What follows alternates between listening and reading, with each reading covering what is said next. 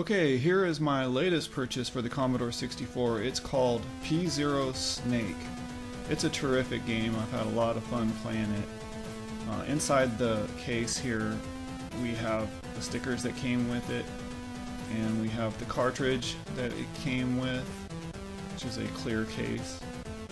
This game, by the way, was purchased from RGCD.com, and I believe it was well worth it. It's a really cool game. I believe they should have called this game Button Masher or Thumb Destroyer, or maybe even Carpal Tunnel Accelerant. At first glance, this seems like a fairly simple game, one maybe not even worth too much time to ponder about. However, after having watched the game demo and seeing the various level designs, it became clear that this was no ordinary game of Snake. I have to admit, when I first tried this game, I was puzzled as to how to play it. You see, in most Snake games, you control the snake's direction by pressing in the direction you wish the snake to move. Not in P0 SNAKE. In this game, the snake is always turning in one direction, clockwise. And you can counter that by pressing the fire button, which changes to the counter-clockwise, opposite direction of travel. As with most Snake games, you must collect a predetermined amount of pills or dots to complete a level. With each dot collected, your snake grows a bit longer. The game's programmer, Antonio Savona, has created a total of 30 levels with varying degrees of difficulty for P0 SNAKE. Antonio was the winner of a competition held by RGCD.com to develop an original game. Antonio has thrown in several homages to original arcade games including Space Invaders and Pac-Man, an extremely nice touch. The Space Invaders level includes a computer-controlled player that moves left and right and randomly fires missiles at you. This is a difficult level that originally I was only able to complete because the computer-controlled enemy occasionally glitches out, sticking to one side of the map. I'm not even sure if this is a glitch or intentional, but I'm leaning towards glitch because of the way the paddle moves back and forth at a high rate of speed while stuck in the corner. I'd like to speak to the overall polish of the game. When I first placed the cartridge in the slot and powered on the Commodore 64, I was amazed to hear the opening screen speaking clearly to me, RGCD, with a female voice. RGCD presents. Then the main title screen starts up. There are a lot more voice synthesis throughout the game, including the intro screen where a female voice exclaims, P0 SNAKE. Welcome to P0 SNAKE. She even has the perfect intonation. I am impressed by the artwork used in the packaging and title screens. The letter P and letter 0 appear as if drawn by the snake shape. There are also arcade characters sprinkled in. I also appreciate the nice background information provided by the game's creator and programmer that is included with the game's instruction, under the title Post-Mortem.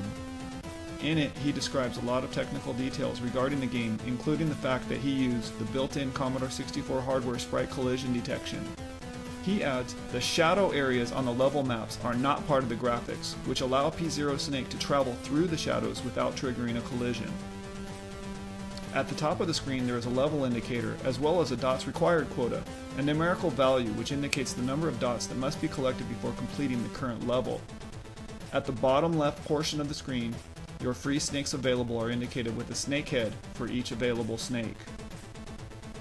As you play P0 SNAKE, there are a lot of nice details, including a floating multicolored Get Ready and Game Over text, along with the digitized speech to go with it. After completing every even level, you will be given a password that will allow you to start back at that level at a later time.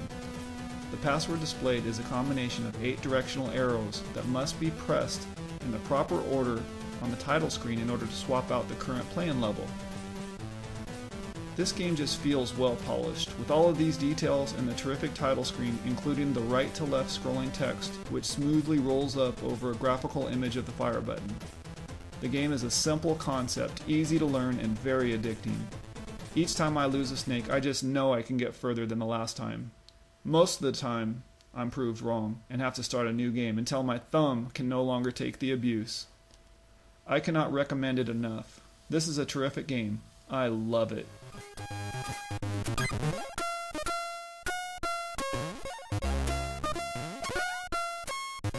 Well done. Get ready.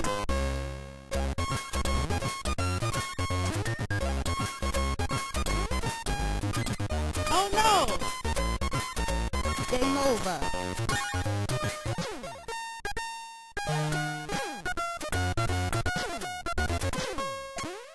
One up.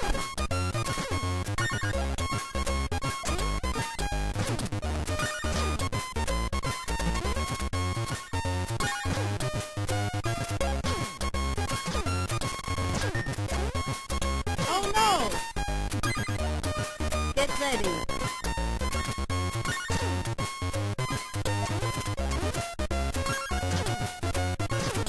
One up.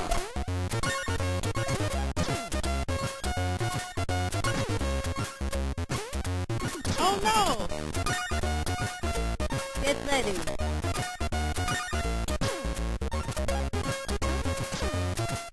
One up.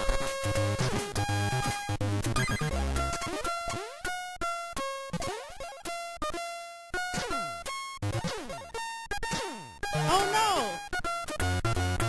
Get ready.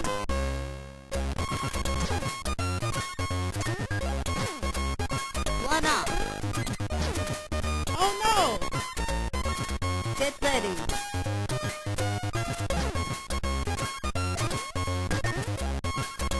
Oh no!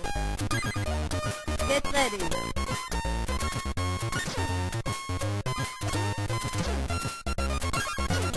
One up.